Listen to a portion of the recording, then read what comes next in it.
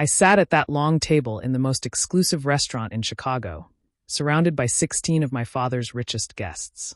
The whole place smelled like truffles, fancy wine, and quiet, uncomfortable tension.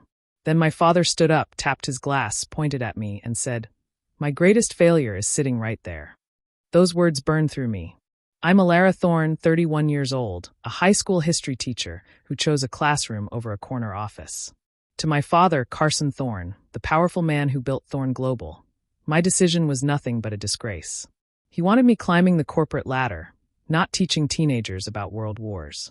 And every chance he got, he made sure the world knew how disappointed he was in me. He compared me to my older brother, Jared, like it was a sport. I hadn't even planned to be at that Thanksgiving dinner. But my mom, Isabel, sent me a shaky text the night before. "He's been worse. The Garrison deal is all he talks about. I need an ally here." So I went, even after he warned me, where something that doesn't look like it came from a thrift store. The evening started politely. Laughter. Business talk. The kind of fake warmth rich people perform for each other. But everything changed the moment he finished bragging about Jared's latest achievement. His smile flattened and he turned on me. He mocked my job, my salary, my small apartment, my single life. He ripped me apart piece by piece, and the guests just stared down at their plates, pretending they couldn't hear him. I wished I could disappear. Then he delivered the final blow. He pushed the bill toward me, over $5,000, and said, "Since you're so independent, you can pay for all of us." And then he walked out. They all walked out. No one looked back. I sat there alone at that giant table, surrounded by half-eaten desserts, my face burning and my hands shaking. For a few minutes, I couldn't even move. All I could think was, how did I let him do this to me again? Then the restaurant manager approached and quietly placed the check in front of me. I looked at the total, and something inside me shifted. I didn't just see a bill. I saw a line being drawn. A before and an after. I pulled out my card. My hand was steady now. As I signed the receipt, I made myself a silent promise. This is the last time he will ever humiliate me. The last time he will ever have this kind of power over my life. That night didn't break me. It woke me up. I used to think my father's cruel words were just part of who he was, something I had to accept if I wanted to keep some kind of peace. But after that Thanksgiving disaster, I started remembering all the smaller humiliations that came before it. I remembered the night of my graduation party, when he handed me a $100,000 check in front of everyone. It looked like a gift, but it wasn't. He said I could only keep it if I agreed to join his company. When I told him I wanted to teach instead, he took the check back with a smile that didn't reach his eyes. I remembered another night at one of his company galas. He introduced Jared as the future of Thorne Global, and then turned to me and said, "And this is my daughter, the professional volunteer." As if my work had no value at all. Moments like those piled up in my memory, and I finally understood why they still hurt so much. Around this time, my therapist, Dr. Vance, gave me advice that changed everything. She told me to stop waiting for my father to one day realize he'd gone too far. She said, "You're not a victim. You're an investigator. Start documenting what he does." And for the first time, I listened. I wrote things down. I saved messages. I paid attention in a new way. My brother, Jared, wasn't innocent in all of this, but he wasn't heartless either. One night he called me, his voice low like he didn't want anyone to hear. He told me that after the new year, our father planned to rewrite the will. I would get $1, symbolic and insulting. "He's serious, Alara," Jared warned. "You need to prepare yourself." Hearing that from him made it real in a way I wasn't ready for. Then something unexpected happened. Mira, my father's longtime executive assistant, contacted me out of nowhere. She asked me to meet her at a small coffee shop. She looked exhausted, like years of secrets had been weighing her down. She slid a flash drive across the table and whispered, "He talks in front of me like I'm not even there. There are things you need to hear." Her hands were shaking. I thanked her, even though I didn't yet know what she had handed me. Later, while helping my mom sort through old boxes in the attic, I found my grandmother Genevieve's journal. She had died years ago, but reading her words felt like she was still guiding me. She wrote about how she had trusted my father with her investment money, but never fully trusted his character. It surprised me, but it also made sense. She had always treated me differently, like she saw something in me he never wanted to. When I opened Myra's flash drive, everything connected. Along with recorded conversations, it held the original corporate bylaws. Hidden inside was a clause my grandmother had fought to include. A rule that said if the CEO ever committed major financial wrongdoing, control of the company could shift to a family whistleblower. For the first time in my life, I realized I wasn't powerless. My grandmother had left me a way to stand up for myself. A way to protect my mother. A way to stop him. So I stopped simply collecting evidence. I started planning.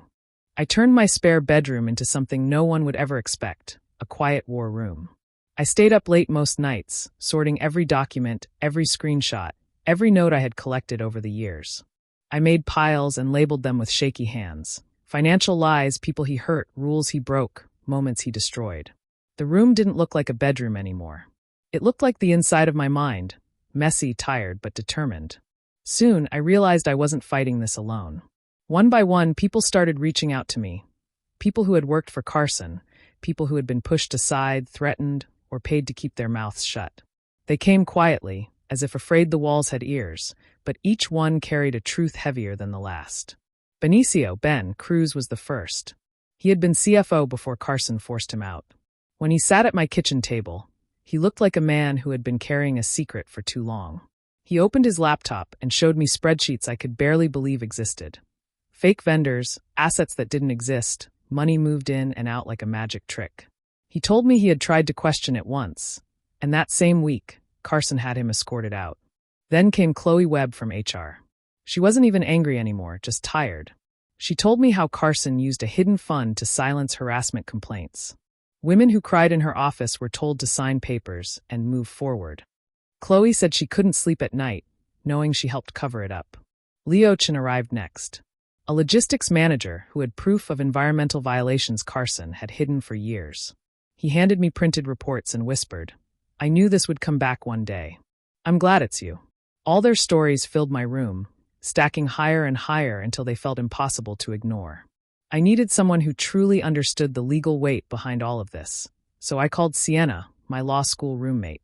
She came over in her usual no-nonsense style, sat on my sofa, and read through the files quietly. Her face changed with every page. When she finally looked up, she told me in a low voice, "Ilara, this is not just family drama. This is federal-level crime dressed in a nice suit." Her words gave me both fear and strength. Then something happened that shook me even more. My mother, Isabel, the woman who always stayed silent, always protected peace even when it hurt her, handed me a small key. She said it was time. She took me to a storage unit I never knew existed. Inside were boxes filled with Genevieve's things. Letters, notes, documents.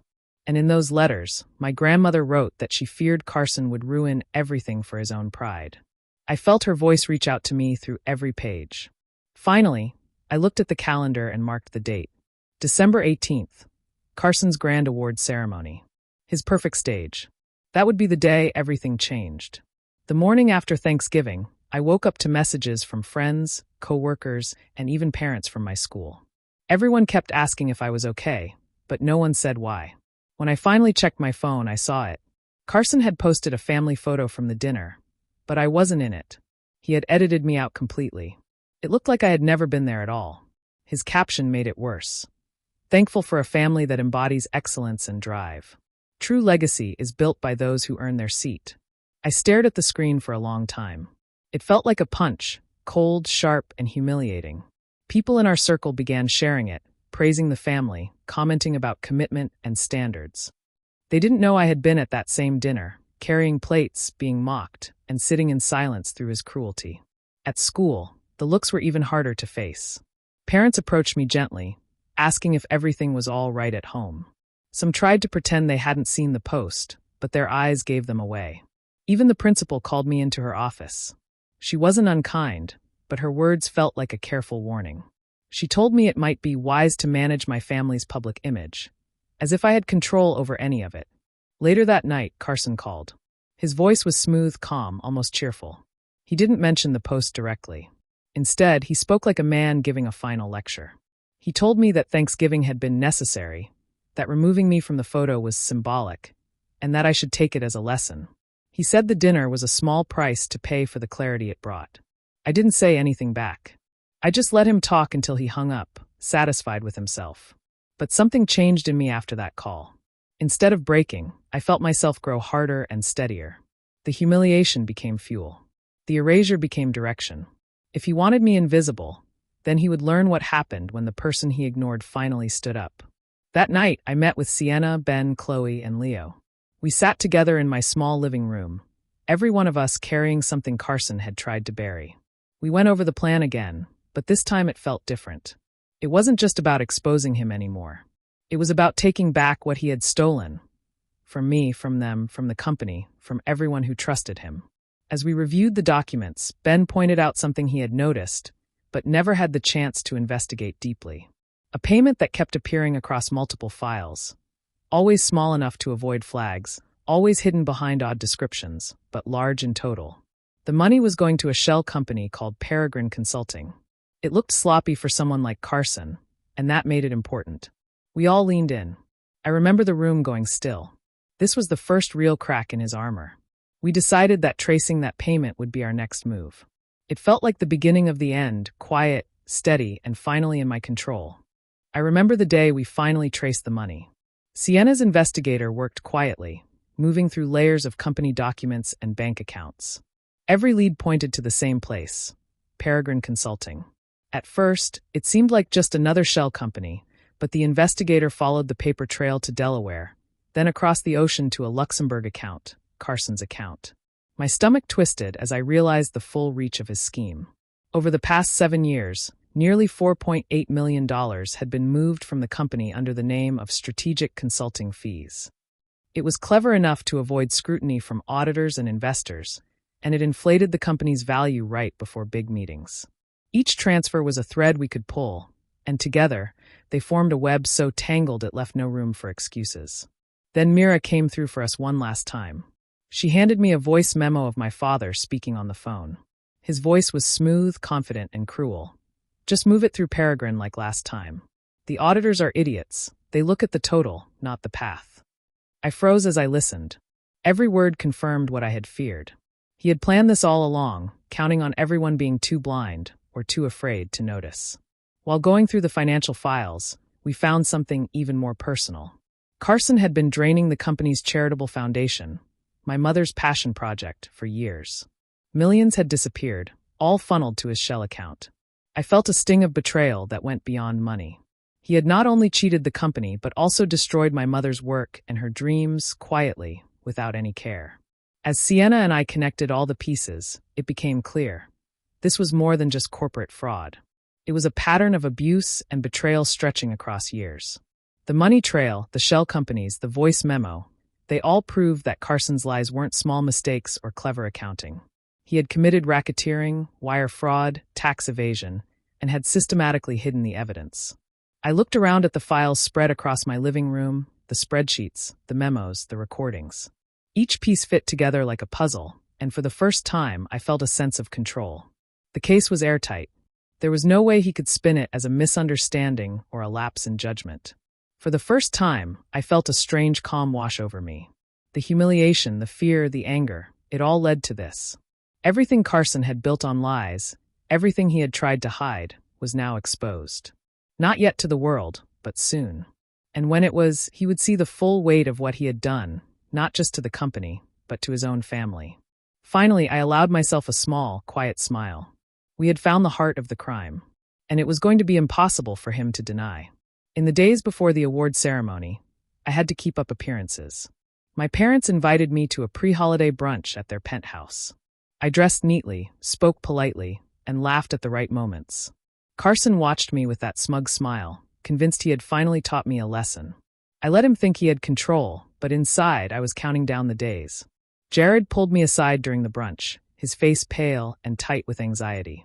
He had seen the financial files, the payments to Peregrine Consulting, and he couldn't ignore what was coming. His hands shook, and he kept taking deep breaths, as if trying to convince himself it wasn't real. I looked at him and said quietly, "You'll have to choose a side soon." I didn't have time to wait for him to figure it out on his own. Back at my apartment, the real work continued. Sienna reviewed every piece of evidence, her eyes scanning every line of the financial reports. Ben, Chloe, and Leo were ready to give their testimonies. Each one of them understood the stakes. We put together the whistleblower package carefully, making sure it was complete and airtight. It would be delivered to the board of directors and federal agencies the morning after the ceremony. The plan was set, and there was no room for error. While going through my grandmother Genevieve's old storage boxes again, I found a sealed letter with her handwriting.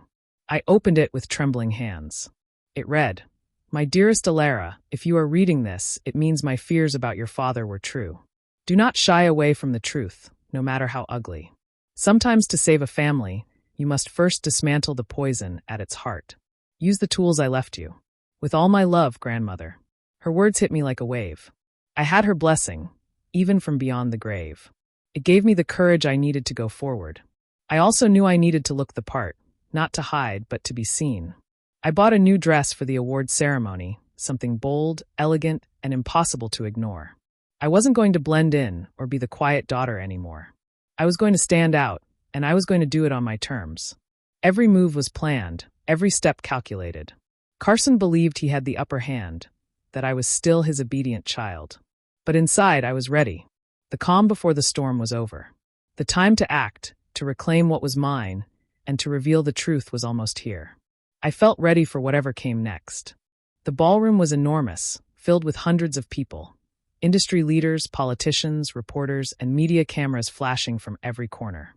The air was thick with the hum of polite conversation, clinking glasses, and the scent of expensive flowers. I sat near the back, trying to look calm, my heart pounding in my chest. This was the night Carson would receive his Lifetime Achievement Award, and he was already in his element. He took the stage with confidence, his voice smooth and commanding. Every word he spoke dripped with charm and self-assurance. He talked about vision, integrity, and leaving a lasting legacy. He thanked my mother for her support and Jared for being a chip off the old block, and for a brief moment, my chest tightened at how carefully he left me out, as if I didn't exist. As he reached the peak of his speech, the screens behind him, the ones meant to show his achievements and accolades, flickered for a second.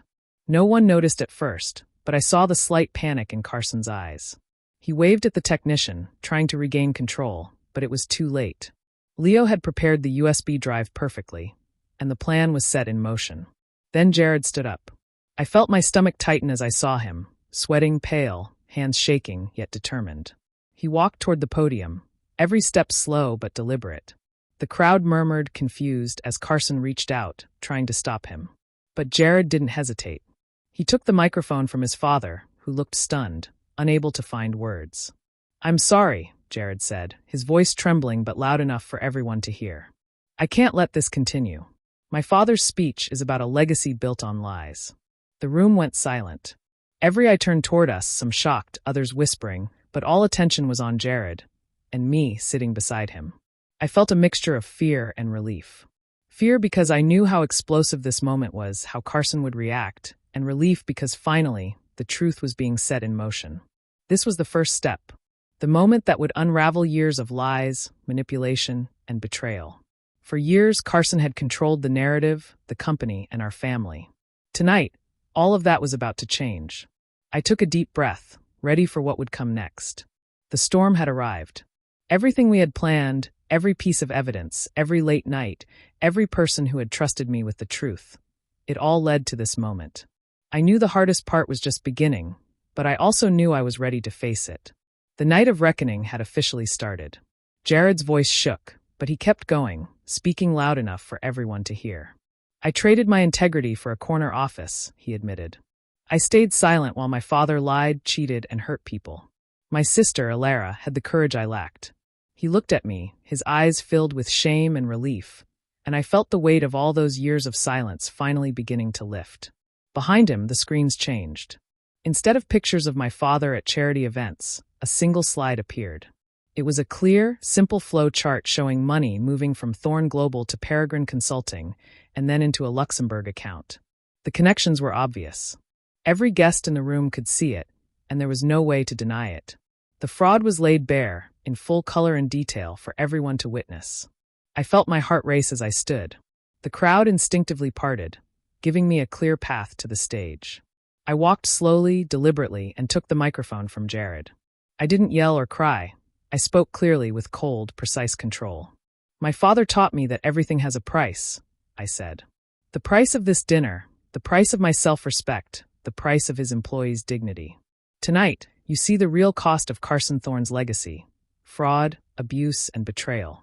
My voice echoed through the hall, and I could see the shock and disbelief on people's faces. Carson lost control completely. He lunged for the microphone, shouting at us, calling us traitors, liars, disappointments. His anger was loud, unrestrained, and frightening. Security quickly stepped in, holding him back as he screamed and struggled. The crowd stared in stunned silence, some frozen, some murmuring, all watching the collapse of the man they had admired. Reporters and photographers immediately swarmed the stage. Cameras flashed, capturing every moment. Carson was escorted out, not as a hero, but as a spectacle, a man undone by his own greed and lies.